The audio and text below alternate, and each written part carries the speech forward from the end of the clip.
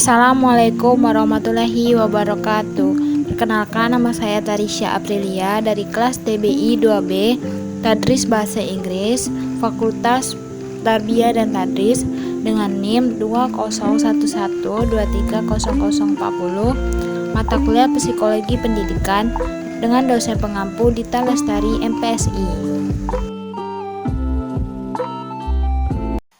Assalamualaikum warahmatullahi wabarakatuh. Perkenalkan, nama kakak Tarisya Aprilia, biasa dipanggil Kak Tari. Di sini kakak akan mengajar psikologi.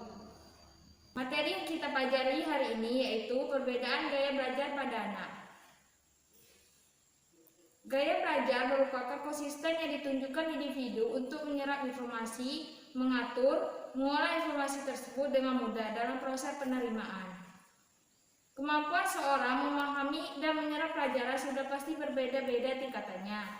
Ada yang cepat, sedang, dan ada pula yang sangat lambat. Karenanya, mereka harus menempuh cara yang berbeda untuk bisa memahami sebuah informasi atau pelajaran yang sama. Para ahli memberikan beberapa pengertian gaya belajar pada anak. Pada dasarnya, kemampuan seorang untuk memahami dan menyerap pelajaran sudah pasti berbeda tingkatannya. Oleh karena itu, siswa seringkali harus menempuh cara berbeda untuk bisa memahami sebuah informasi atau pelajaran yang sama. Apapun cara yang dipilih, perbedaan gaya belajar itu menunjukkan cara tercepat dan terbaik bagi setiap individu untuk bisa menyerap sebuah informasi dari luar dirinya. Para peneliti menemukan adanya berbagai gaya belajar pada siswa yang dapat digolongkan menurut kategori tertentu.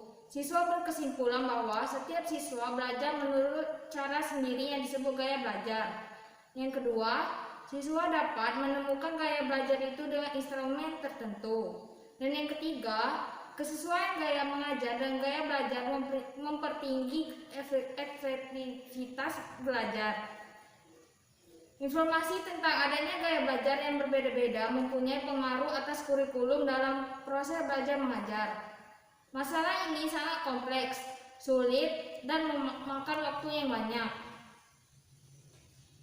Macam-macam gaya belajar, kita tidak bisa memaksakan seorang harus belajar dengan suasana yang cara kita inginkan, karena masing-masing anak memiliki tipe untuk gaya belajar sendiri-sendiri.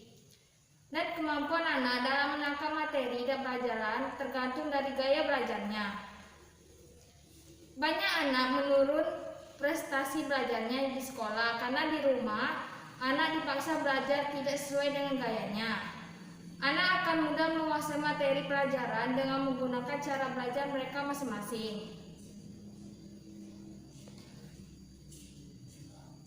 Perbedaan siswa dalam mengelola informasi di atas dipengaruhi oleh adanya perbedaan. Ini adalah macam-macam gaya belajar menurut Deporter dan Hernaki. Yang pertama, gaya belajar visual. Gaya belajar visual cenderung lebih dominan dalam penglihatannya dibanding dengan pendengaran dan gerakan-gerakan. Gaya belajar visual cenderung lebih khusus belajar melihat pada fokus telaahnya. Menurut Deporter dan Hernaki, ciri-ciri gaya belajar visual adalah yang pertama, rapi dan teratur, yang kedua, berbicara dengan cepat, yang ketiga, perencanaan dan pengatur jangka panjang yang baik, yang keempat, teliti terhadap detail, yang kelima, mementingkan penampilan baik dalam pakaian maupun presentasi, yang keenam, pengeja yang baik dan dapat melihat kata-kata yang sebenarnya dalam pikiran mereka. Yang ketujuh, mengingat apa yang dilihat daripada apa yang didengar. Yang kedelapan, mengingat dengan asosiasi visual. Yang kesembilan, biasanya tidak terganggu oleh keributan. Yang kesepuluh, mempunyai masalah untuk mengingat instruksi verbal kecuali jika ditulis dan sering kali minta bantuan orang untuk mengulanginya. Yang ke-11, pembaca cepat dan tekun. Yang ke-12, lebih suka membaca daripada dibacakan. Yang ke-13, membutuhkan pandangan dan tujuan menyeluruh dan sikap waspada sebelum secara mental merasa pasti tentang suatu masalah atau proyek. Ciri gaya belajar di atas memegang peran penting, yaitu mata atau penglihatan visual. Dalam hal ini, penggunaan metode pengajaran guru lebih dititik beratkan pada peragaan atau media. Gaya belajar visual harus melihat bahasa tubuh dan ekspresi muka gurunya supaya mengerti materi pelajaran. Mereka cenderung untuk di depan agar dapat melihat dengan jelas. Mereka berpikir dengan gambar-gambar di otak mereka dan belajar lebih cepat dengan menggunakan tampilan-tampilan visual seperti diagram, buku belajar bergambar, video, dan lebih suka mencatat detail-detail dalam mendapatkan informasi. Yang kedua, gaya belajar auditorial. Gaya belajar auditorial adalah gaya belajar yang lebih cenderung melalui suara dalam proses pembelajaran, menurut reporter dan Hernaki. Gaya belajar auditorial diantaranya yang pertama, berbicara pada dirinya sendiri saat bekerja. Yang kedua, mudah terganggu oleh keributan. Yang ketiga, menggerakkan bibir mereka dan mengucapkan tulisan di buku ketika membaca. Yang keempat, senang membaca dengan kertas dan mendengarkan. Yang kelima, dapat mengulangi kembali dan menirukan nada, berirama dan warna suara. Yang keenam, merasa kesulitan untuk menulis tetapi hebat dalam bercerita. Yang ketujuh, berbicara dalam irama yang terpola. Yang kedelapan, biasanya pembicara yang fasih. Yang kesembilan, lebih suka musik daripada seni.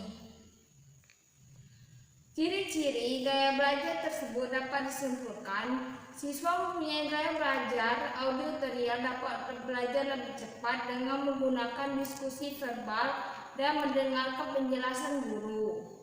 Gaya belajar auditorial dapat mencerna makna penyampaian melalui suara, tinggi rendahnya, kecepatan bicara. Yang ketiga, gaya belajar kinestik. Gaya belajar kinestik memiliki gaya belajar dengan melakukan segala sesuatu secara langsung melalui gerak dan sentuhan.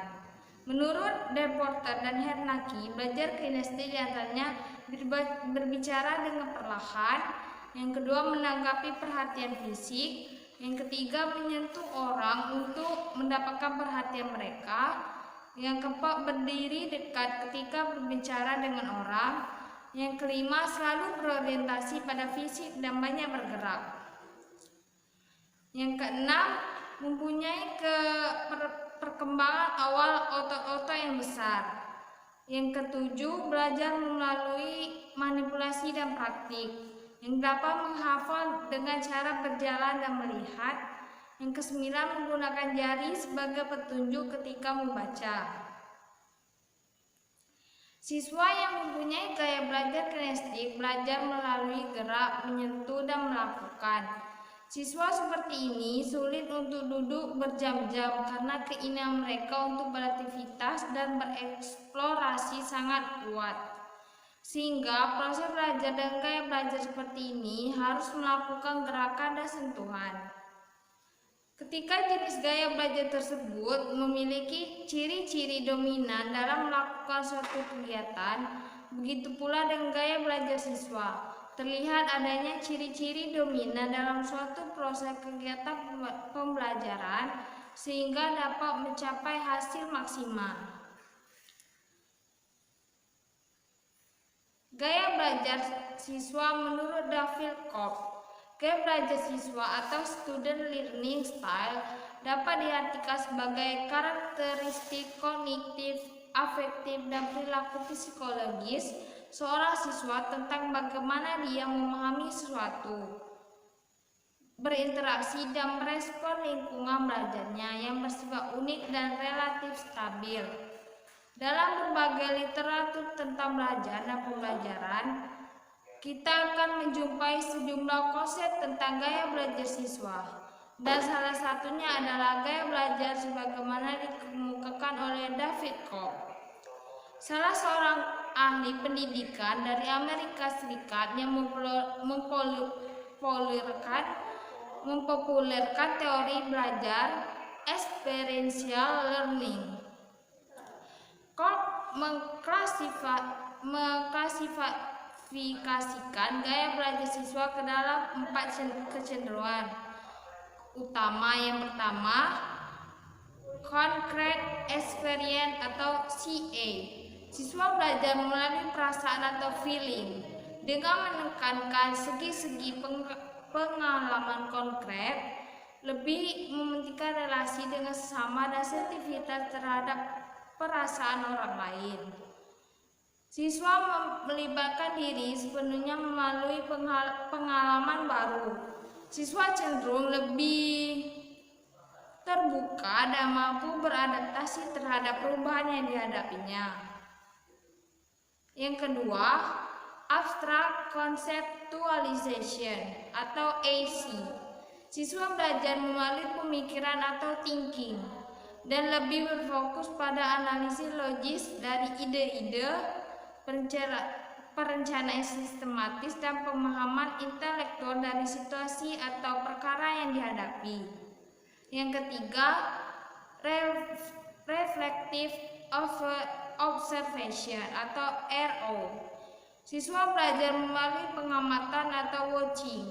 Penekanannya mengamati sebelum menilai, menyimak suatu perkara dari berbagai perspektif dan selalu menyimak makna dari hal-hal yang diamati. Yang keempat, active experimentation atau AE. Siswa belajar melalui tindakan atau doing, cenderung kuat dalam segi kemampuan melaksanakan tugas, berani mengambil risiko dan mempengaruhi orang lain lewat perbuatannya. Siswa akan menghargai keberhasilannya dan menyelesaikan pekerjaan, pengaruhnya pada orang lain dan prestasinya. Selanjutnya, Koch mengemukakan bahwa setiap individu tidak didominasi oleh satu gaya belajar tertentu secara absolut, tetapi cenderung membentuk kombinasi dan konfigurasi gaya belajar tertentu yang diklasifikasikannya ke dalam 4 tipe. Yang pertama, Diverger. Tipe ini perpaduan antara concrete experience atau CE dan reflective observation atau RO, atau dengan kata lain komunikasi dari perasaan atau feeling dan pengamatan atau watching. Siswa dengan tipe Diverger memiliki keunggulan dalam kemampuan imajinasi dan melihat situasi konkret dari banyak sudut pandang yang berbeda, kemudian menghubungkannya menjadi sesuatu yang bulat dan utuh. Pendekatannya pada setiap situasi adalah mengamati dan bukan bertindak. Siswa seperti ini menyukai tugas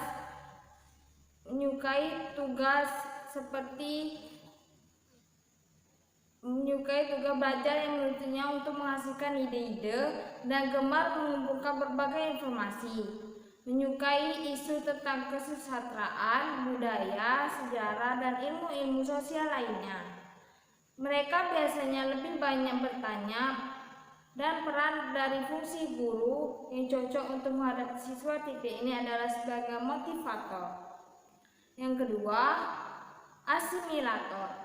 Tipe kedua ini perpaduan antara abstract conceptualization atau AC dan reflective observation atau RO, atau dengan kata lain kombinasi dari pemikiran atau thinking dan pengamatan atau watching.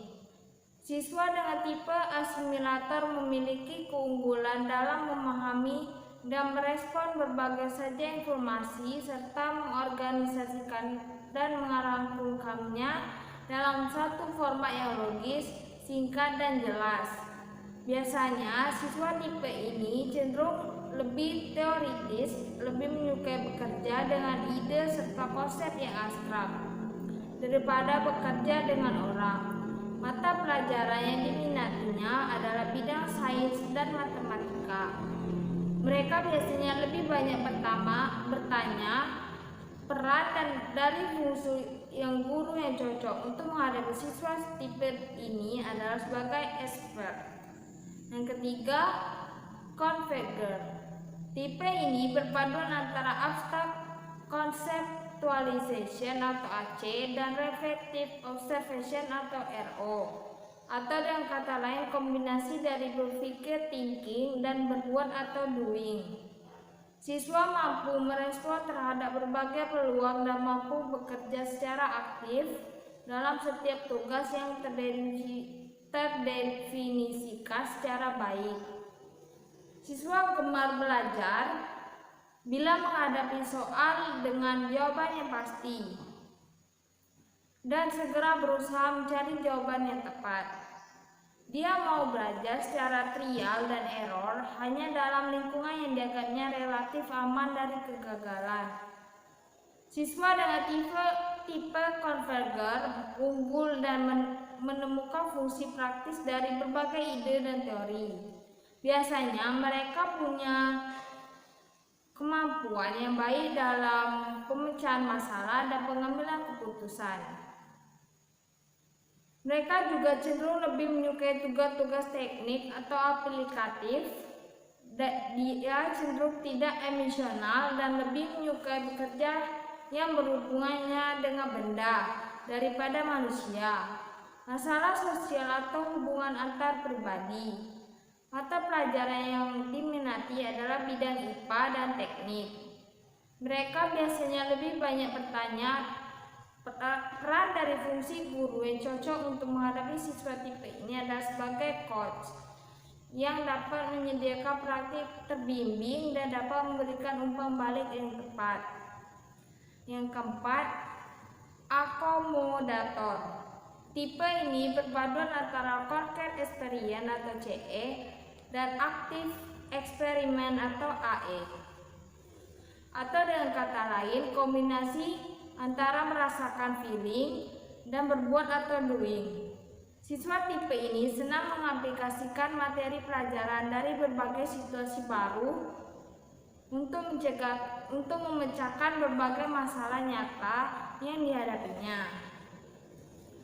Kelebihan siswa tipe ini memiliki kemampuan belajar yang baik dari hasil pengalaman nyata yang dilakukannya sendiri. Mereka suka membuat rencana dan melibatkan dirinya dalam berbagai pengalaman baru yang menantang. Dalam usaha memecahkan masalah, mereka biasanya mempertimbangkan faktor manusia atau untuk mendapatkan masukan informasi dibanding analisa teknis. Mereka cenderung bertindak berdasarkan intuisi atau dorongan hati daripada berdasarkan analisa logis, sering menggunakan trial and error dalam memecahkan masalah. Kurang sabar dan ingin segera bertindak. Bila ada teori yang tidak sesuai dengan fakta, cenderung untuk mengabaikannya. Mata pelajaran yang disukainya yaitu berkaitan dengan lapangan usaha atau bisnis dan teknik. Mereka biasanya lebih banyak bertanya what if atau peran dari fungsi guru dalam berhadapan dengan siswa tipe ini adalah berusaha menghadapkan siswa pada open-ended question atau memaksimalkan kesempatan siswa untuk mempelajari dan menggali sesuatu sesuai pilihannya. Tahapan perkembangan gaya belajar pada anak. Yang pertama, tahapan anak-anak usia 6 sampai 11 tahun. Pada tahapan ini, siswa sudah dapat menilai mana guru yang lebih enak dalam mengajar, bahkan mereka telah menginginkan lingkungan atau suasana yang nyaman untuk belajar. Misalnya, nuansa kelas yang rapi dan bersih membuat mereka nyaman dan efektif untuk belajar, serta membuat mereka untuk selalu semangat mengikuti pelajaran-pelajaran yang disampaikan oleh guru. Selanjutnya, pada tahapan ini mereka terkadang mencari kesempatan menyimak dan mengikuti pembicaraan orang dewasa yang ternyata dapat menambah wawasan dan membawa cakrawala berpikir. Yang kedua, tahap remaja awal, usia 12 sampai 15 tahun. Pada tahap remaja awal, umumnya siswa sudah duduk pada sekolah menengah pertama atau SMP. Pada masa ini, siswa sudah mengalami perubahan-perubahan fisik sesuai yang dijelaskan Collen dan Thompson. Yang ketiga, tahap remaja madya atau usianya 15 sampai 18 tahun. Pada masa ini, siswa masuk jenjang sekolah menengah atas atau SMA, yang merupakan masa peralihan dari masa remaja menuju dewasa. Pada masa ini, siswa mulai menunjukkan sifat pemberontak. Selain itu, pada masa ini prestasi siswa dalam akademik kurang baik karena mereka terbawa arus mana yang buruk dan mana yang baik, dikarenakan pergaulan yang kadang tidak mampu mereka saring. Kenakalan siswa seperti membolos sekolah, tawuran, mengganggu teman, bahkan mulai berani menentang guru terlihat pada siswa kelas 11. Bahkan pada masa ini, gaya belajar mereka pun terkesan amburadul dan tidak memiliki manajemen belajar yang baik. Yang terakhir, tahap remaja akhir atau usianya 19 sampai 22 tahun. Pada masa ini, siswa sudah dewasa dan mandiri, tepatnya pada bangku perkuliahan. Mereka sudah berganti status menjadi mahasiswa. Pada perkembangan proses gaya belajar di masa ini, remaja cenderung selalu terbuai dengan waktu. Remaja pada masa ini memiliki manajemen waktu yang buruk, sehingga gaya belajar dikembangkan cenderung salah, karena masih dalam proses transisi antara program pelajaran di SMA dengan program di perkuliahan.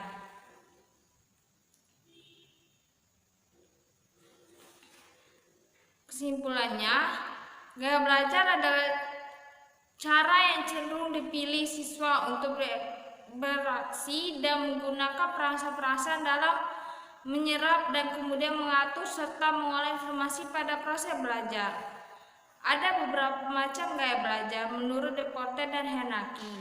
Gaya belajar ada 3 macam, yaitu gaya belajar visual, gaya belajar auditory, dan gaya belajar kinestik. Baiklah, itu saja materi yang dapat kakak sampaikan. Apakah ada pertanyaan? Tidak ada. Kakak akhiri. Wassalamualaikum warahmatullahi wabarakatuh.